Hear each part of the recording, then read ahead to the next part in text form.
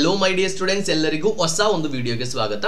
ಇವತ್ತಿನ ವಿಡಿಯೋ ನಾವು completely focus ಮಾಡೋದು ಕಂಪನಿ ಸೆಕ್ರೆಟರಿ ಕೋರ್ಸ್ ಪರ್ಸ್ಯೂ ಮಾಡುವ ಸ್ಟೂಡೆಂಟ್ಸ್, ಆಲ್ರೆಡಿ ಪರ್ಸ್ಯೂ ಮಾಡಿದ್ದ ಸ್ಟೂಡೆಂಟ್ಸ್ ಇದ್ದಾರೆ, ಅದೇ ರೀತಿಯಲ್ಲಿ ರಿಜಿಸ್ಟ್ರೇಷನ್ ಮಾಡಲಿಕ್ಕೆ ಪ್ಲಾನ್ ಮಾಡುವ ದ್ವಿತೀಯ PUC ಮುಗಿಸಿರುವ ಅಥವಾ ಮುಗಿಸ್ತಾ ಇರುವ ಸ್ಟೂಡೆಂಟ್ಸ್ ಇದ್ದಾರೆ. ನಿಮಗೋಸ್ಕರ ನಾವು ಈ ವಿಡಿಯೋ ಮಾಡ್ತಿದ್ದೀವಿ. 2025 ಅಲ್ಲಿ ಬಂದ ಸ್ವಲ್ಪ ಚೇಂಜಸ್ ಇದೆ, ಅದೇ ರೀತಿಯಲ್ಲಿ ಕಂಪ್ಲೀಟ್ ಆಗಿ ಯಾವುದೆಲ್ಲ ಸಬ್ಜೆಕ್ಟ್ಸ್ ಇದೆ, ಯಾವುದೆಲ್ಲ ಸ್ಟೆಪ್ಸ್ ಇದೆ, ನಮಗೆ ಎಷ್ಟು ಫೀಸ್ ಆಗುತ್ತೆ, ಇದರ ಬಗ್ಗೆ ಎಲ್ಲ ಕಂಪ್ಲೀಟ್ ಡೀಟೇಲ್ಸ್ ನಾವೊಂದು ಈ ವಿಡಿಯೋದಲ್ಲಿ ಮಾಡ್ತಾ ಇದ್ದೀವಿ. ಸೊ ವಿಡಿಯೋ ನೀವು ಫುಲ್ ಆಗಿ ನೋಡಿ. So let's start the session.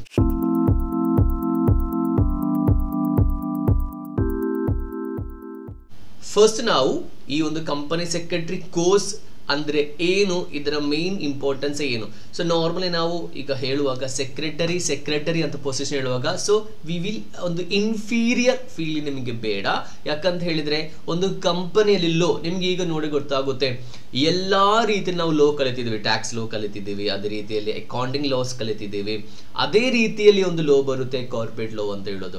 ಅದೀಗ ಸೆಕ್ರೆಟರಿ ವರ್ಕ್ ಮಾತ್ರ ಮಾಡ್ಲಿಕ್ಕಲ್ಲ, ಒಂದು ಕಂಪನಿ ಇನ್ಕಾರ್ಪೊರೇಷನ್, ಅದೇ ರೀತಿಯಲ್ಲಿ ಟ್ರೇಡ್ ಮಾರ್ಕ್, ಅದೇ ರೀತಿಯಲ್ಲಿ ಒಂದೊಂದು ಅಥಾರಿಟೀಸ್ ಅನ್ನು ರೆಪ್ರೆಸೆಂಟ್ ಮಾಡಲಿಕ್ಕೆ MCA ರೆಪ್ರೆಸೆಂಟ್ ಮಾಡಬಹುದು, NCLT ಕೋರ್ಟ್ ಅನ್ನು ರೆಪ್ರೆಸೆಂಟ್ ಮಾಡಲಿಕ್ಕೆ, ಒಂದು ಕಂಪನಿಯ ಬೋರ್ಡ್ ಮೀಟಿಂಗ್ ಕಂಡಕ್ಟ್ ಮಾಡಲಿಕ್ಕೆ, ನಿಮ್ಗೆ ಯಾವುದಾದ್ರೂ ಒಂದು ಲೋ ಅಲ್ಲಿ ನಿಮ್ಗೆ ಎಕ್ಸ್ಪರ್ಟ್ ಆಗ್ಬೋದು, ನಿಮಗೆ ಒಳ್ಳೆ ಒಂದು ಲೋ ಅಡ್ವೈಸರ್ ಆಗ್ಬೋದು, ಲೋ ಫ್ಯಾಕಲ್ಟಿ ಆಗ್ಬೋದು. ಈ ತರ ತುಂಬಾ ಆಪ್ಷನ್ಸ್ ನಮಗೇನು ಕಂಪನಿ ಸೆಕ್ರೆಟರಿ ಕೋರ್ಸ್ ಮಾತ್ರ ಇದೆ. ಇದರಲ್ಲಿ ಕೀ ಮ್ಯಾನೇಜರ್ ಪರ್ಸನ್ ಅಂತ ಹೇಳೋ ಒಂದು ಆಪ್ಷನ್ ಇದೆ. ಟಾಪ್ ಮೋಸ್ಟ್ ಒಂದು ಕಂಪನಿಯ ಟಾಪ್ ಮೋಸ್ಟ್ ಪೊಸಿಷನ್ ಅಲ್ಲಿರುವ ಬೋರ್ಡ್ ಆಫ್ ಡೈರೆಕ್ಟರ್ಸ್ ಅಲ್ಲಿ KMP ಅಂತ ಹೇಳೋ ಒಂದು ಪೊಸಿಷನ್ ಇದೆ, ಅಲ್ಲಿ ಏನು ನಮ್ಮ ಕಂಪನಿ ಸೆಕ್ರೆಟರಿ ಬರ್ತಾರೆ. ಸೊ ಇದು ಜಸ್ಟ್ ಒಂದು ಓವರ್ ವ್ಯೂ ಮಾತ್ರ. ಸೊ ನಿಮಗೆ ಕಂಪ್ಲೀಟ್ ಆಗಿ ಡೀಟೇಲ್ಸ್ ಬೇಕಿದ್ರೆ ನೀವು ಜಸ್ಟ್ ಒಂದು ವಾಟ್ಸಪ್ ಮಾಡಿದ್ರೆ ಬಾಕಿ ಜಾಬ್ ಆಫರ್ಸ್ ಡೀಟೇಲ್ಸ್ ಎಲ್ಲ ನಾನು ಕಳ್ಸಿಕೊಡ್ತೀನಿ. ಸೊ ಮೇನ್ ಆಗಿ ಏನು ಕಂಪ್ಲೈನ್ಸ್ ಆಫೀಸರ್ ಅಂತ ಹೇಳ್ತೀವಿ. ಕಂಪ್ಲೈನ್ಸ್ ಆಫೀಸರ್ ಅಂತ ಹೇಳಿದ್ರೆ ಒಂದು ಕಂಪನಿ ಫಾಲೋ ಮಾಡಬೇಕಾದ ರೂಲ್ಸ್ ಅಂಡ್ ರೆಗ್ಯುಲೇಷನ್ಸ್ ಎಲ್ಲ ಫಾಲೋ ಮಾಡ್ತಿದ್ರು ಇಲ್ಲದಿದ್ರು ಅದರ ಡೀಟೇಲ್ಸ್ ಕರೆಕ್ಟ್ ಆಗಿ ಗವರ್ಮೆಂಟಿಗೆ ಕಳಿಸಿಕೊಳ್ಳಿಕ್ಕಿರುವ ವ್ಯಕ್ತಿ ಅಂತ ಹೇಳೋದು ಕಾರ್ಪೊರೇಟ್ ಸೆಕ್ರೆಟರಿ ಅಥವಾ ಕಂಪನಿ ಸೆಕ್ರೆಟರಿ ಅಂತ ಹೇಳೋದು. ಇದು ಜಸ್ಟ್ ಒಂದು ಪೊಸಿಷನ್. ಇನ್ನು ತುಂಬಾ ಪೊಸಿಷನ್ ನಾನು ಹೇಳಿ ಕನ್ಫ್ಯೂಷನ್ ಮಾಡ್ತಾ ಇಲ್ಲ, ಯಾಕೆಂತ ಹೇಳಿದ್ರೆ ಕೆಲವು ಟೆಕ್ನಿಕಲ್ ಟರ್ಮ್ಸ್ ನಮಗೆ ಅಷ್ಟು ಬೇಗ ಅರ್ಥ ಆಗಲ್ಲ. ದ ಫಸ್ಟ್ ನಾವು ನೋಡೋದು ಸ್ಟೆಪ್ಸ್ ಟು ಬಿಕಮ್ ಸ್ಟೆಪ್ಸ್, ಅದ ನಂತರ ಫೀಸ್ ಎಲ್ಲ ನಮಗೆ ನೋಡುವ. ಇದರಲ್ಲೇ ಬರುತ್ತೆ ಸ್ಟೆಪ್ಸ್ ಯಾವ ತರ ಬರುತ್ತೆ. ಸ್ಟೆಪ್ಸ್ ಅಲ್ಲಿ ನಿಮಗೆ ಫಸ್ಟ್ ಅಂತ ಹೇಳೋದು CSEET company secretary executive entrance test ಅಂತ ಬರುತ್ತೆ. ಆ ನೇಮ್ ಅಲ್ಲಿ ದೊಡ್ಡ ವಿಷಯ ಏನಿಲ್ಲ. ಕಂಪನಿ ಸೆಕ್ರೆಟರಿ ಎಕ್ಸಿಕ್ಯೂಟಿವ್ ಇರುವ ಎಂಟ್ರೆನ್ಸ್, ಇಟ್ ಮೀನ್ಸ್ ನಮ್ಮ ನೆಕ್ಸ್ಟ್ ಲೆವೆಲ್ ಆದ CS ಎಕ್ಸಿಕ್ಯೂಟಿವ್ ಅಂತ ಬರುತ್ತೆ. ಈಗ ನೀವು ಆಲ್ರೆಡಿ CA ಮಾಡುವವರಾದ್ರು, CMA ಮಾಡುವವರಾದ್ರು, ನಿಮಗೆ CMA inter, CMA final, CA inter final ಅಂತ ಇದೆಲ್ಲ ಅಷ್ಟೇ ಇರೋದು. ನೇಮಲ್ಲಿ ಮಾತ್ರ ಸ್ವಲ್ಪ ಚೇಂಜಸ್, ಯಾಕಂತ ಹೇಳಿದ್ರೆ ನಮ್ಮ ವರ್ಕ್ ಸ್ವಲ್ಪ ಆ ಥರ ಬರುತ್ತೆ, ಅದಕ್ಕೋಸ್ಕರ ಅವರು ಎಕ್ಸಿಕ್ಯೂಟಿವ್ ಪ್ರೊಫೆಷನಲ್ ಅಂತ ಫೈನಲಿ ಕೇಳ್ತೀವಿ. ಓಕೆ, CSET ಅಂತ ಹೇಳೋದು ಪ್ಯೂರ್ಲಿ ನಿಮಗೆ ಆನ್ಲೈನ್ ಎಕ್ಸಾಮಿನೇಷನ್. ಆನ್ಲೈನ್ ಅಂತ ಹೇಳಿದ್ರೆ ನಿಮಗೆ ಮನೆಯಲ್ಲೇ ಕುತ್ಕೊಂಡು ಏನು ಬರೀಬಹುದು, ಈ ಒಂದು ಎಕ್ಸಾಮಿನೇಷನ್ ಬರೀಬಹುದು. ಇದು +2 ಆದ್ಮೇಲೆ ನಾವು ಬರೀತೀವಿ. ನೀವು +2 ಅಪಿಯರ್ ಆಗುವಾಗಲೇ ನಿಮಗೆ ರಿಜಿಸ್ಟ್ರೇಷನ್ ಮಾಡ್ಬೋದು. ವರ್ಷದಲ್ಲಿ 4 ಬಾರಿ ಎಕ್ಸಾಮಿನೇಷನ್ ನಡೆಯುತ್ತೆ. ಜನವರಿಲಿ ನಡೆಯುತ್ತೆ, ಮೇ ಅಲ್ಲಿ, ಅದೇ ರೀತಿಯಲ್ಲಿ ಜುಲೈ ಅಲ್ಲಿ ಅಂಡ್ ನವೆಂಬರ್ ಅಲ್ಲಿ. ಈ 4 ಟರ್ಮ್ ಅಲ್ಲಿ ನಡೆಯುತ್ತೆ. ಎಕ್ಸಾಮ್ ಆದ ಮ್ಯಾಕ್ಸಿಮಮ್ 10 ಡೇಸ್ ಒಳಗಡೆ ನಿಮಗೆ ಏನು ಬರುತ್ತೆ, ನಿಮಗೆ ರಿಸಲ್ಟ್ ಬರುತ್ತೆ. ಈ CSET ಅಲ್ಲಿ ನಮಗೆ 4 ಪೇಪರ್ಸ್ ಬರುತ್ತೆ. ಎಲ್ಲ MCQ examination, no negative marks ಇಲ್ಲ. ನಿಮಗೆ ಒಂದೊಂದು ಪೇಪರು 50 ಮಾರ್ಕ್ಸ್ಗೆ ಬರುತ್ತೆ. ಈಚ್ ಪೇಪರ್ 50 ಮಾರ್ಕ್ಸ್ಗೆ ನಿಮಗೆ ಬರುತ್ತೆ. So 4 paper it is 200. So ನೀವು 100 ಸಿಕ್ಕಿದ್ರೆ ಪಾಸ್. ಅಷ್ಟು ಅರ್ಥ ಆಯ್ತಲ್ಲ, ನಿಮಗೆ 100 ಸಿಕ್ಕಿದ್ರೆ ನಿಮಗೆ ಪಾಸ್ ಆಗುತ್ತೆ. ಸೊ ಯಾವುದೆಲ್ಲ ಸಬ್ಜೆಕ್ಟ್ ಇದೆ ಅಂತ ಹೇಳಿದ್ರೆ, ಸೊ ಜಸ್ಟ್ ಒಂದು ಓವರ್ವ್ಯೂ ಹೇಳುವಾಗ ನಿಮಗೆ ಇಕನಾಮಿಕ್ಸ್ ಇದೆ. ಜಸ್ಟ್ ಒಂದು ಓವರ್ವ್ಯೂ ಮಾತ್ರ, ಈ ಒಂದು ಕೋರ್ಸ್ ಬಗ್ಗೆ ಫುಲ್ ಆಗಿ ಆ ಥರ ಹೇಳ್ತಾ ಇಲ್ಲ. ಎಕನಾಮಿಕ್ಸ್ ಇದೆ, ನಿಮಗೆ ಸ್ವಲ್ಪ ಬೇಸಿಕ್ ಆಫ್ ಇಂಗ್ಲೀಷ್ ಇದೆ, ಸ್ವಲ್ಪ ಲಾಜಿಕಲ್ ಅಂತ ಇದೆ, ಲಾಜಿಕಲ್ ರೀಸನಿಂಗ್ ಬರುತ್ತೆ, ಲೋ ಇದೆ, ಅದೇ ರೀತಿಯಲ್ಲಿ ಕರೆಂಟ್ ಅಫೇರ್ಸ್ ಇದೆ. ಸೊ ಈ ಥರ ಸ್ವಲ್ಪ ಬೇಸಿಕ್ ಆಗಿರುವ ಸ್ವಲ್ಪ ಸಬ್ಜೆಕ್ಟ್ಸ್ ಮಾತ್ರ ಇದೆ. ಈಸಿಯಾಗಿ ನೀವು ಏನು PUC ಅಲ್ಲಿ ನೀವು ಕಲ್ತಿರ್ತೀರೋ ಅದೇ ಎಕ್ಸಾಮಿನೇಷನ್ ನೀವು ಇಲ್ಲಿ ಬರೀತೀರಾ. ಸೊ CSET ಅಂತ ಹೇಳೋದು ದ್ವಿತೀಯ PUC ಆದಮೇಲೆ ಬರುವ ಸ್ಟೂಡೆಂಟ್ಸ್ಗಿರುವ ಎಂಟ್ರೆನ್ಸ್ ಎಕ್ಸಾಮಿನೇಷನ್ ಅಂತ ಹೇಳೋದು. ಇನ್ನು ಸೆಕೆಂಡ್ ಲೆವೆಲ್ ಇದು ರಿಸಲ್ಟ್ ಎಲ್ಲ ಬಂದು ಇದರ ಫೀಸ್ ಅಂತ ಹೇಳುವಾಗ ನಮಗೆ CSET ಫೀಸ್ ಇಲ್ಲೇ ಹೇಳ್ಬಿಡುವ. CSET ಫೀಸ್ ಅಂತ ಹೇಳೋದು ಇಟ್ ಈಸ್, ಇದು ನಮಗೆ ಸೆಕೆಂಡ್ ನೋಡುವ. Okay, this one CSET fees ಅಂತ ಹೇಳೋದು 2000 rupees. ಫೀ ಅಂತ ಹೇಳೋದು 2000 rupees ಬರುತ್ತೆ ನಿಮಗೆ. ಇನ್ನು ಅವರದೊಂದು ಆನ್ಲೈನ್ ಕ್ಲಾಸ್ ಇದೆ, ನೀವು ಒಂದು 1000 rupees ಎಕ್ಸ್ಟ್ರಾ ಕೊಟ್ಟರೆ, ಸೊ ಟೋಟಲ್ 3000 rupees ಕೊಟ್ಟರೆ ನಿಮಗೆ ಬುಕ್ ಬರುತ್ತೆ. ಬುಕ್ ಅಂತ ಹೇಳೋದು ಒಂದು 2 MCQ ಬುಕ್ ಬರುತ್ತೆ, ಅದು ಮಾತ್ರ ನಿಮಗೆ ಬರುತ್ತೆ, ಅಲ್ಲದ ಸ್ಟಡಿ ಮೆಟೀರಿಯಲ್ ನಿಮಗೆ ಆನ್ಲೈನ್ ಮಾತ್ರ ಬರುತ್ತೆ. ಓಕೆ, ಸೊ ಇದು ಪರ್ ಅಟೆಂಪ್ಟ್. ಈಗ ನೀವು ಜನವರಿಯಲ್ಲಿ ನೀವು ಬರೆಯುವಾಗ ಯು ಹ್ಯಾವ್ ಟು ಪೇ 2000. ಇನ್ನು ನೀವು ಮೇಯಲ್ಲಿ ಬರೆದಾಗ again you have to pay 2000. It's a one time registration, ನೀವು ಈ 2000 rupees ಕೊಡಬೇಕು. ಓಕೆನಾ. ಈ ರಿಸಲ್ಟ್ ಬಂದಾದ್ಮೇಲೆ ವ್ಯಾಲಿಡಿಟಿ ಆಫ್ ರಿಸಲ್ಟ್, ರಿಸಲ್ಟಿನ ವ್ಯಾಲಿಡಿಟಿ ಅಂತ ಹೇಳೋದು it is 1 year. It means ನಿಮ್ಮ ರಿಸಲ್ಟ್ ಬಂದು ನೀವು ಪಾಸ್ ಅಂತ ಹೇಳಿದ್ರೆ you have to register for CS executive within 1 year. ಈಗ 1 year ಒಳಗಡೆ ನೀವು CS ಎಕ್ಸಿಕ್ಯೂಟಿವ್ ಕಂಪ್ಲೀಟ್ ಮಾಡಬೇಡಿ, ಅದೇನು ಹೇಳ್ತಾ ಇಲ್ಲ, ಕಂಪ್ಲೀಟ್ ಮಾಡಿದ್ರೆ ನಿಮಗೆ ಮಾಡ್ಬೋದು. ಒಂದು ವೇಳೆ ನಿಮಗೆ ಕಂಪ್ಲೀಟ್ ಮಾಡ್ಲಿಕ್ಕೆ ಆಗಿಲ್ಲ ಅಂದ್ರೆ ಜಸ್ಟ್ ನೀವು ರಿಜಿಸ್ಟ್ರೇಷನ್ ಮಾಡಿ ಇಡಬೇಕು. ಓಕೆ, ಇಷ್ಟು ಮಾತ್ರ CSET ಬಗ್ಗೆ ಬರುತ್ತೆ. ಇನ್ನಾದ್ರೆ ಎಕ್ಸಾಮಿನೇಷನ್ ಯಾವ ಥರ ನಡೆಯುತ್ತೆ, ಯಾವ ಥರ ಸರ್ ಆನ್ಲೈನ್ ನಡೆಯುತ್ತೆ, ಮೊಬೈಲಾ ಕಂಪ್ಯೂಟರಾ, ಅದರ ಬಗ್ಗೆ ನಿಮಗೆ ಜಾಸ್ತಿ ಡೀಟೇಲ್ಸ್ ಬೇಕಿದ್ರೆ ಫುಲ್ ಆಗಿ CSET ಬಗ್ಗೆ ಮಾತ್ರ ನಮಗೇನು ಮಾಡ್ಬೋದು, ಒಂದು ವಿಡಿಯೋ ನಮಗೆ ಮಾಡ್ಬೋದು. ಇದು ಜಸ್ಟ್ ಓವರ್ ವ್ಯೂ ಮಾತ್ರ ಹೇಳ್ತಿದ್ದೀನಿ. ನೆಕ್ಸ್ಟ್ ಈಗ CS ಎಕ್ಸಿಕ್ಯೂಟಿವ್ ನೆಕ್ಸ್ಟ್ ಲೆವೆಲ್ಗೆ ಬರುತ್ತೆ. ನಮ್ದು ಸೆಕೆಂಡ್ ಲೆವೆಲ್ ಅಂತ ಹೇಳೋದು ಎಕ್ಸಿಕ್ಯೂಟಿವ್ ಲೆವೆಲ್. ನೇಮ್ ಮಾತ್ರ ಇದೆ, ಇಂಟರ್ ಅಂತ ಹೇಳಿದ್ರು ತೊಂದರೆ ಇಲ್ಲ. Okay, executive level. ಇದಕ್ಕೆ 2 ಟೈಪ್ ಆಫ್ ಎಂಟ್ರಿ ಇದೆ. ಫಸ್ಟ್ ಎಂಟ್ರಿ ಅಂತ ಹೇಳೋದು ನಾವು CSET ಕ್ಲಿಯರ್ ಮಾಡಿ ಬಂದರೆ ನಮಗೆ 17,000 rupees ಫೀ ಬರುತ್ತೆ. ಓಕೆ, ಇನ್ನು ನೀವು ಡೈರೆಕ್ಟ್ ಆಗಿ ಎಂಟ್ರಿ ಮಾಡ್ಬೋದು. ಇಟ್ ಮೀನ್ಸ್ ಡಿಗ್ರಿ ಅಥವಾ PG ಎಲ್ಲ ಮಾಡಿ ಬಂದಾಗ ನಿಮಗೆ 22,000 rupees ಬರುತ್ತೆ. This is the one time fee. Okay, ಇನ್ನು ಎಕ್ಸಾಮಿನೇಷನ್ಗೆ ಏನು ನಾವು 1,200 rupees ಪರ್ ಎಕ್ಸಾಮಿನೇಷನ್ಗೆ ಕೊಡಬೇಕು. ಎಕ್ಸಿಕ್ಯೂಟಿವ್ ಎಕ್ಸಾಮಿನೇಷನ್ 2 ಬಾರಿ ನಡೆಯುತ್ತೆ, ಒಂದು ಜೂನಲ್ಲಿ ನಡೆಯುತ್ತೆ, ಮತ್ತೊಂದು ಡಿಸೆಂಬರಲ್ಲಿ ನಡೆಯುತ್ತೆ. ಜೂನಿಗೆ ಬರೆದದ್ದು August 25ಗೆ ರಿಸಲ್ಟ್ ಬರುತ್ತೆ, ಡಿಸೆಂಬರ್ ಇದು Feb 25ಗೆ ರಿಸಲ್ಟ್ ಬರುತ್ತೆ. ಇಟ್ಸ್ ಅ ಫಿಕ್ಸ್ಡ್, ಈ ಒಂದು ಡೇಟಿಗೆ ರಿಸಲ್ಟ್ ಬರುತ್ತೆ. ಫೀಸ್ ನಾವು ಹೇಳಿದ್ದೀವಿ. ಇನ್ನು ಇದರ ಸಬ್ಜೆಕ್ಟ್ ಓರಿಯೆಂಟೇಷನ್ ಅಂತ ಹೇಳೋದು 2 ಗ್ರೂಪ್ ಇದೆ, ಗ್ರೂಪ್ 1 and ಗ್ರೂಪ್ 2. ಈ ಗ್ರೂಪ್ 1 ಅಲ್ಲಿ ನಿಮಗೆ 4 ಪೇಪರ್ಸ್ ಬರುತ್ತೆ, ಅದರಲ್ಲಿ 3 ಥಿಯರಿ ಪೇಪರ್ಸ್ ಬರುತ್ತೆ. ನಿಮಗೆ ಜೂರಿಸ್ಪ್ರುಡೆನ್ಸ್ ಅಂತ ಹೇಳೋ ಬೇಸಿಕ್ಸ್ ಆಫ್ ಲಾ ಪೇಪರ್ ಇದೆ. ಸೆಕೆಂಡ್ ನಿಮಗೆ ಬಿಸ್ನೆಸ್ ಸೆಟಪ್ ಬಗ್ಗೆ ಒಂದಿದೆ, ಮತ್ತೊಂದು ಕಾರ್ಪೊರೇಟ್ ಲಾ ಇದೆ. ಫೈನಲ್ ಆಗಿ ನಿಮಗೆ corporate accounting and financial management ಇದೆ. ಈ ತರ ಪೇಪರ್ಸ್ ಇದೆ. ಲಾಸ್ಟ್ ನಿಮಗೆ 3 ಪೇಪರ್ಸ್ ಇದೆ. ಸೆಕ್ಯೂರಿಟೀಸ್ ಲಾಸ್ ಇದೆ, ಇಕನಾಮಿಕ್ ಲಾ ಇದೆ, ಅದೇ ರೀತಿಯಲ್ಲಿ ಟ್ಯಾಕ್ಸೇಷನ್ ಇದೆ. ಟ್ಯಾಕ್ಸ್ ನಿಮಗೆ ಡೈರೆಕ್ಟ್ ಟ್ಯಾಕ್ಸ್ ಬರುತ್ತೆ, ಇಂಡೈರೆಕ್ಟ್ ಟ್ಯಾಕ್ಸ್ ನಿಮಗೆ ಬರುತ್ತೆ. ಓಕೆ, ಈ ತರ ಕೋರ್ಸ್ ಏನು ಡಿವೈಡ್ ಆಗಿದೆ. ಫೀಸ್ ನಾವು ಹೇಳಿದ್ದೀವಿ. ಎಕ್ಸಾಮಿನೇಷನ್ ಫೀಸ್ 1,200 ಅಂತ ಹೇಳೋದು. ಇದು MCQ ಎಕ್ಸಾಮಿನೇಷನ್ ಅಲ್ಲ, this is centre based. Centre based examination. You have to go and you have to write. Okay, so ಇದು ಅವರೇ ಡೈರೆಕ್ಟ್ ವ್ಯಾಲ್ಯೂ ಮಾಡ್ತಾರೆ. ವಿತಿನ್ 2 months ನಿಮಗೆ ರಿಸಲ್ಟ್ ಎಲ್ಲ ಕೊಡ್ತಾರೆ. So this is CS executive ಬಗ್ಗೆ. ಡಿಫಿಕಲ್ಟಿ ಲೆವೆಲ್ ಸ್ವಲ್ಪ CS executive ಸ್ವಲ್ಪ difficult ಇದೆ. ಯಾವ ಥರ CA ಇಂಟರ್ ಎಲ್ಲ ಡಿಫಿಕಲ್ಟಿ ಬರುತ್ತೋ ಅದೇ ರೀತಿಯಲ್ಲಿ ಕಂಪ್ಲೀಟ್ಲಿ ಲೋ ಪೇಪರ್. ಇದರಲ್ಲಿ 2 ಪೇಪರ್ಸ್ ಮಾತ್ರ. This is practical paper. Okay, 1 minute, let me show you. Okay, this is practical paper and this is also practical paper. Okay, so ಈ 2 ಪ್ರಾಕ್ಟಿಕಲ್ ಪೇಪರ್ ಬಿಟ್ಟರೆ ಬಾಕಿ ಎಲ್ಲ ಥಿಯರಿ ಪೇಪರ್. ನಾವು ಓದಬೇಕು, ನಾವು ಬರೀಬೇಕು, ಎಲ್ಲ ಥರ ಮಾಡಬೇಕು.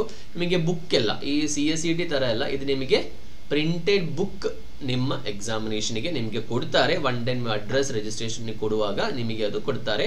ಡಾಕ್ಯುಮೆಂಟ್ಸ್ ಈಗ ಡೈರೆಕ್ಟ್ ಎಂಟ್ರಿ ಮಾಡುವವರು ನಿಮ್ಮದು ಡಿಗ್ರಿ ಎಕ್ಸಾಮಿನೇಷನ್ ಡೀಟೇಲ್ಸ್ ಕೊಡಬೇಕು. ಇನ್ನು CSET ಪಾಸ್ ಆಗಿ ಬಂದವರಿಗೆ ಏನು ನಿಮಗೆ CSETಯ ಸರ್ಟಿಫಿಕೇಟ್, ದ್ವಿತೀಯ PUC ಸರ್ಟಿಫಿಕೇಟ್ ಎಲ್ಲ ಕೊಟ್ಟರೆ ನಿಮಗೆ ಬರುತ್ತೆ. ಅದೇ ರೀತಿಯಲ್ಲಿ ಒಂದು ವಿಷಯ ಕೂಡ, ನಿಮಗೆ ಈ ಫೀ ಎಲ್ಲ ಕೊಡುವಾಗ ನಿಮಗೆ ಎಕ್ಸಂಪ್ಷನ್ಸ್ ಇದೆ. ಎಕ್ಸಂಪ್ಷನ್ಸಿಗೆ SC/ST ಕ್ಯಾಟಗರಿ, ಅಥವಾ union territories of Jammu and Kashmir ಅಲ್ಲಿರುವವರಿಗೆಲ್ಲ 50-100% ಆ ಥರ ಒಂದು ಎಕ್ಸಂಪ್ಷನ್ಸ್ ಡೀಟೇಲ್ಸ್ ಇದೆ.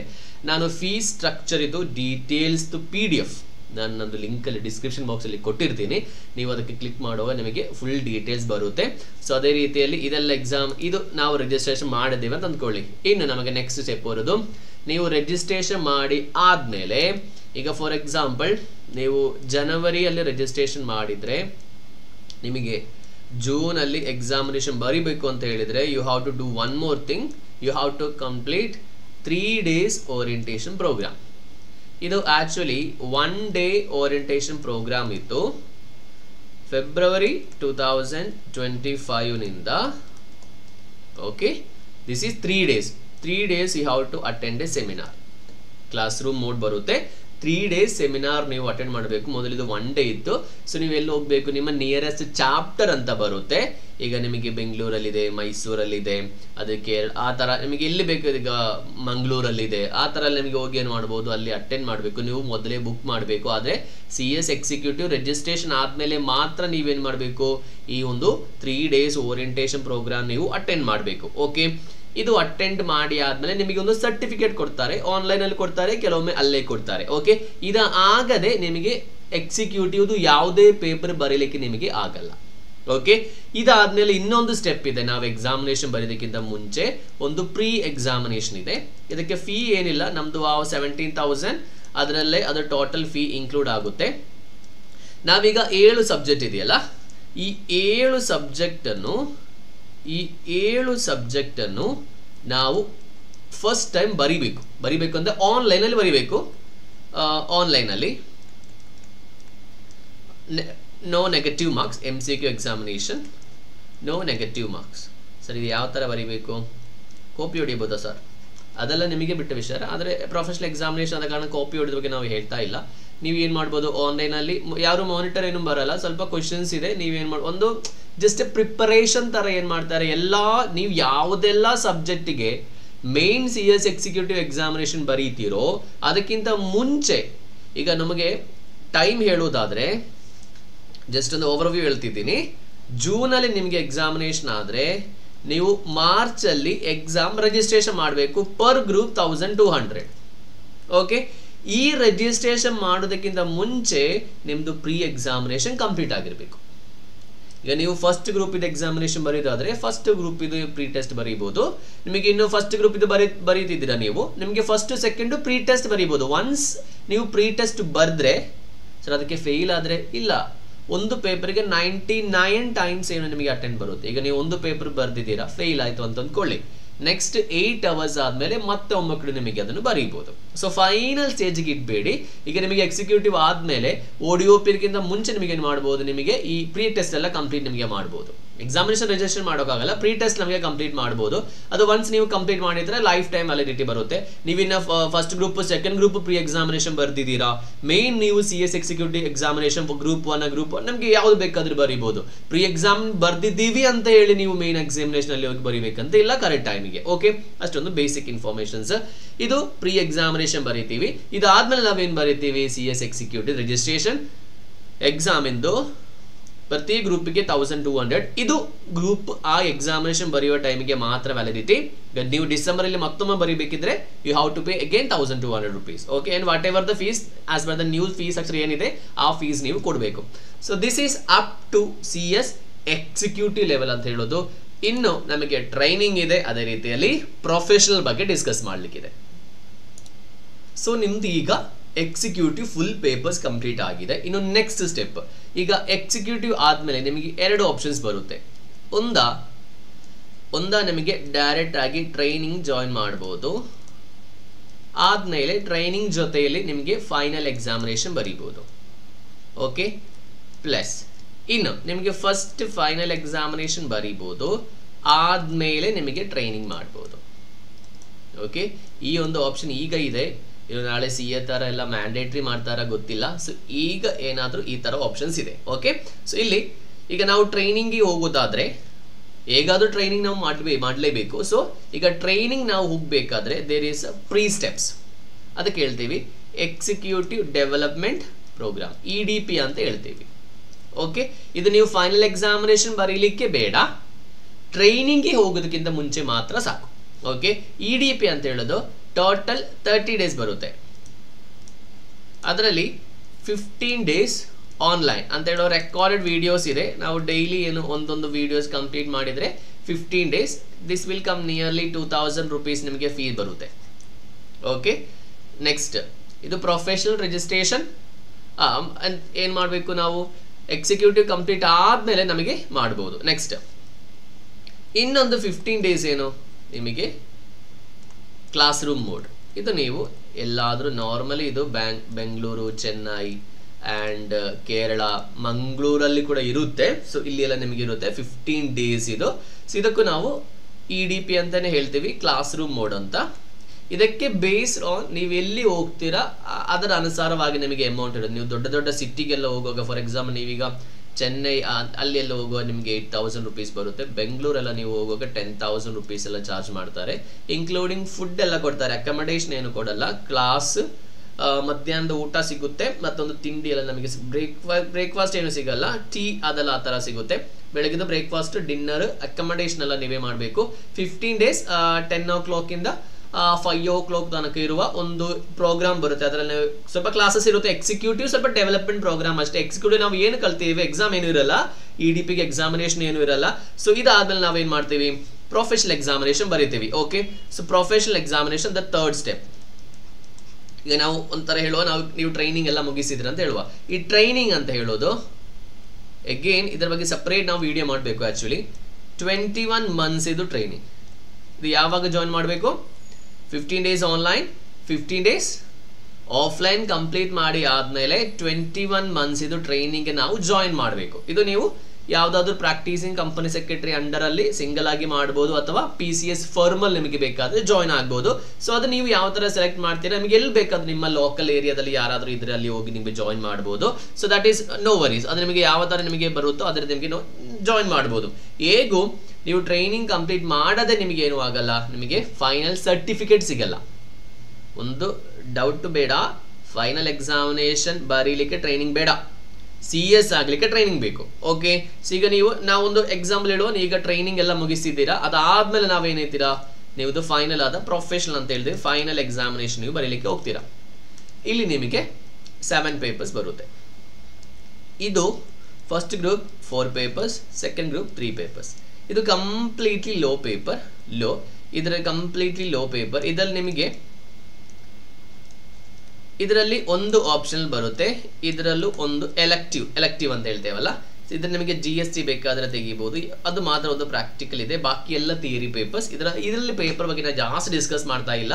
Purely it is corporate low and CSR ಆ ಥರ ಸ್ವಲ್ಪ ಕಾನ್ಸೆಪ್ಟ್ ಬರುತ್ತೆ. ಡ್ರಾಫ್ಟಿಂಗ್ ಅಗ್ರಿಮೆಂಟ್ ಯಾವ ಥರ ಬರೀಬೇಕು ಆ ಥರ ಸ್ವಲ್ಪ ಡೀಟೇಲ್ಸ್ ಏನು ಇದರಲ್ಲಿ ಬರುತ್ತೆ. ಸೊ ಫೈನಲ್ ಎಕ್ಸಾಮಿನೇಷನ್ ಬರೀತೀರಾ. ಇದಕ್ಕಿಂತ ಮುಂಚೆ ಕೂಡ ನಾವು ಎಕ್ಸಿಕ್ಯೂಟಿವ್ ಅಲ್ಲಿ ಪ್ರೀ ಎಕ್ಸಾಮಿನೇಷನ್ ಬರ್ದಿದ್ದೇವಲ್ಲ, ಪ್ರೀ ಎಕ್ಸಾಮಿನೇಷನ್ ಎಲ್ಲ ಪೇಪರ್ಸಿಗೆ 7 ಪೇಪರ್ಸಿಗೆ ಅದು ನಾವು ಇಲ್ಲಿ ಕೂಡ ಬರಿಬೇಕು.